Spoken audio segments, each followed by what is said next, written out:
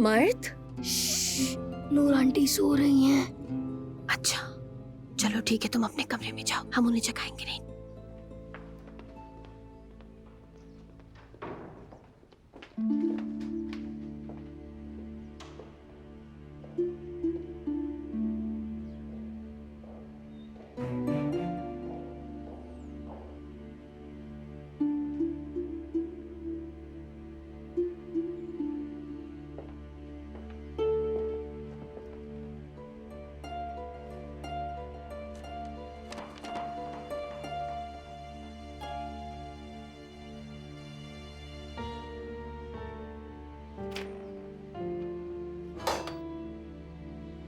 हाय, माफ करना मैंने तुम्हें जगा दिया। बस मैंने तुम्हें सोते हुए देखा तो मैं जा रही थी, कब टकरा गया।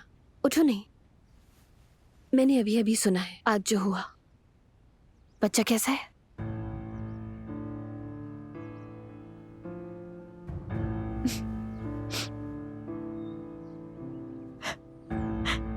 नूर, नूर देखो प्लीज, तुम टेंशन नहीं लो।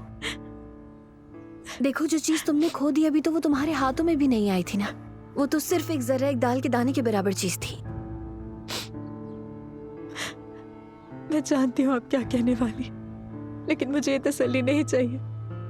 मेरा बच्चा था, अभी तो उसके दिल की धड़कन सुनी थी।